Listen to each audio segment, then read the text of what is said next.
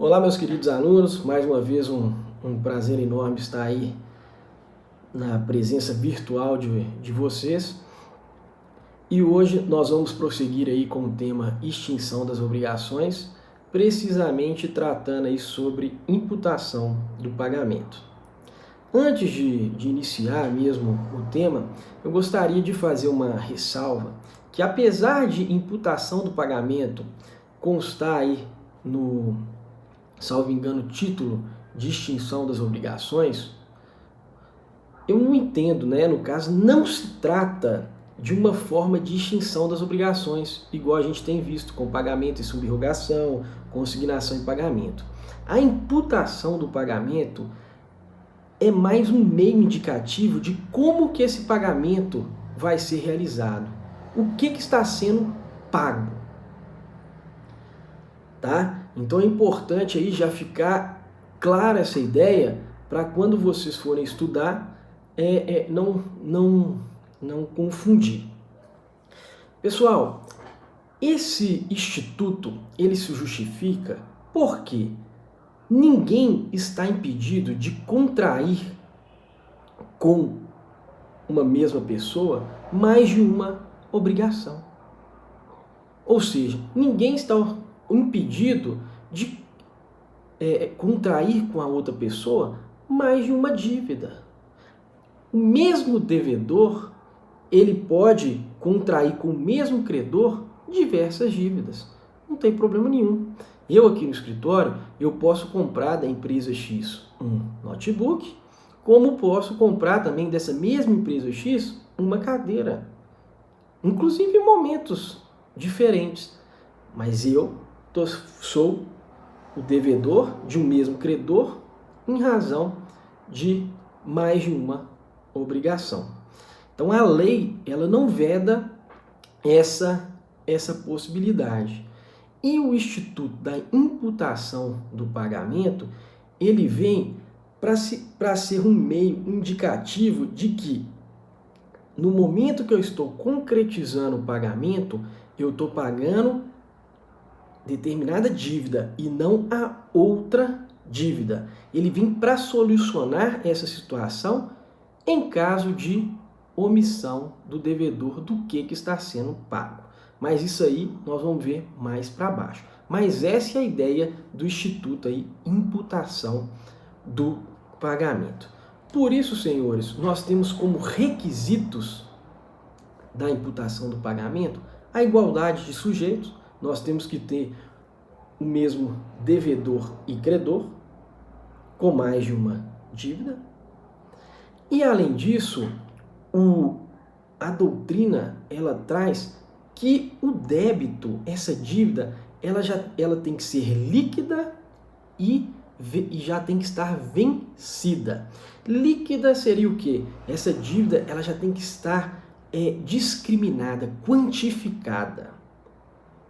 De qualquer maneira, tem que estar valorada, vamos colocar assim. Quantificada ficou melhor. E além disso, ela já tem que estar vencida. Olha, eu vejo com ressalva esse requisito, porque se as partes acordarem o que está sendo pago, se está sendo pago a obrigação X ou a obrigação Y, a dívida X ou a dívida Y, não haverá problema nenhum, mesmo que não esteja vencida ou que seja líquida. Mas a doutrina traz como requisito aí a liquidez e o vencimento das dívidas. Além disso, essas dívidas elas têm que ser da mesma natureza. Mesma natureza por quê? Porque não justifica. Se você contraiu uma obrigação e ficou obrigado a fazer o pagamento mediante a entrega do carro e na outra, isso para o mesmo credor, tá? Realizar o pagamento mediante a entrega do dinheiro, se você pagou por meio de dinheiro, óbvio que você pagou essa dívida. E óbvio que se você entregou o carro, você pagou a outra dívida. Por isso que essas dívidas, esses débitos, eles têm que ser da mesma natureza. Perfeito? 12 por 8? Ok. E quando então, professor, que ocorre a imputação? Quando então que ocorre a indicação do que está sendo pago, a imputação do que está sendo pago. Pessoal, a imputação ela vai ocorrer quando houver ausência de manifestação de vontade pelo devedor. Quando o devedor ficar em silêncio, ele vai lá, contraiu duas obrigações com o mesmo credor e ele vai lá e faz um depósito, duas obrigações em dinheiro, tá? Com o mesmo credor, e ele vai lá e faz o depósito de uma quantia. Ora, o que ele está pagando? Não dá para saber. Perfeito? Não dá para saber. E aí, quando ele se mantém silente, inerte, não manifesta vontade, é que ocorrerá a imputação. Então veja que, na verdade, primeiro, quem imputa, quem fala que está quitando determinado débito é o devedor. É o devedor. Se ele não manifestar, não falar o que está sendo quitado, aí sim que essa imputação ela passa então para o credor. O credor que vai falar, olha, o que está sendo quitado é X. Ou então, olha, o débito que está sendo quitado é o Y. Perfeito?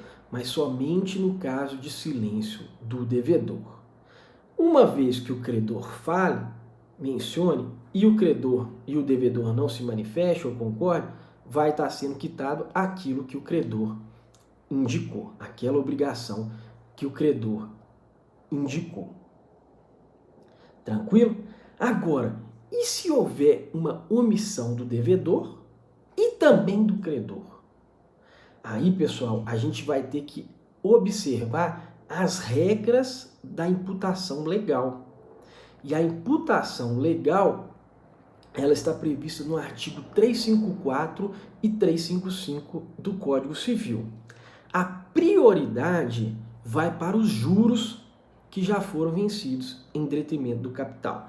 Então, se a gente tem aqui uma dívida de X e um juros de X, quando o devedor faz o pagamento, na ausência de indicação dele do que está sendo pago e na ausência de indicação do credor do que está sendo pago, presume que o que está sendo pago é os juros e não o capital. Perfeito? Perfeito? Agora imagina aí que ainda não houve vamos colocar assim, imagina aí que os juros seria o mesmo, ou o capital é o mesmo. Como que vai resolver? Aí a gente vai para a segunda regrinha do 354.